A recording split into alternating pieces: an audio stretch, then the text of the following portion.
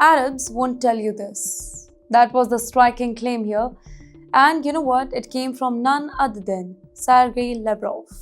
A decades old conflict, a painful history, and now a blunt message from Moscow. Welcome to Times XP. Well, in an interview, Lavrov made a statement that is already sparking debate across the Middle East.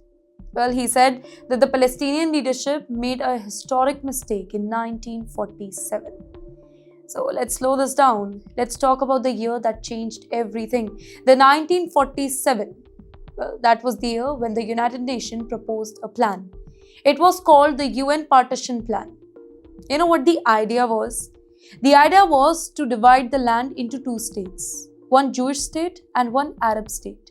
Two nations side by side. According to Lavrov, this was a moment of opportunity. But Arab leaders rejected it.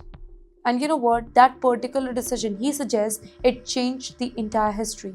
And then came the war, 1948. That was the year after the creation of Israel. War broke out between Israel and several other Arab nations. What followed? It reshaped the entire border. And according to Lavrov, it closed a window that may never have reopened. He described it as a missed chance to establish an independent Palestine decades ago. Basically, a moment when diplomacy could have replaced the conflict here.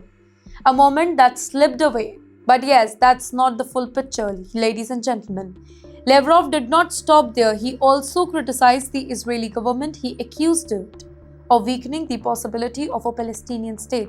He pointed to recent moves in the West Bank where land has been declared state property by Israel. According to him, such actions make peace even harder. So on one hand, he says that Arab leaders made a historic error, and on the other hand, he says Israeli policies today are making things worse. But you know why this matters now? Because the Israel-Palestine conflict is not just history, it is present tense. Well, it shapes regional alliances, it affects the global diplomacy, it fuels the emotion across continents, and when Russian top diplomat, he speaks so directly, it's not random, it is strategic.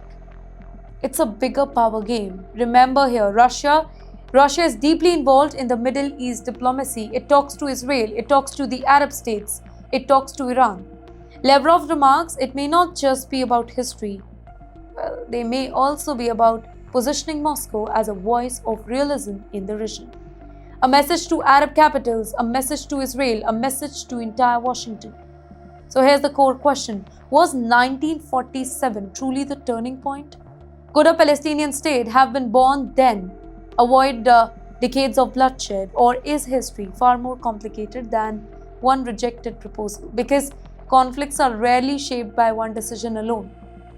They are shaped by wars, they are shaped by fear, mistrust, power struggle, and global policy.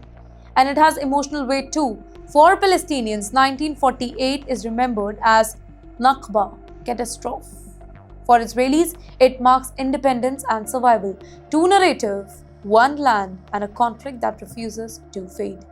And now a Russian diplomat has reopened that debate publicly. In the end, history is never silent. It echoes in speeches, in interviews, in political strategy. Lavrov's words, they are not just about 1947, they are about today, about statehood, about land, about missed chances, and about who carries responsibility. So the question is, will revisiting the past bring clarity here, or will it deepen the divide even further?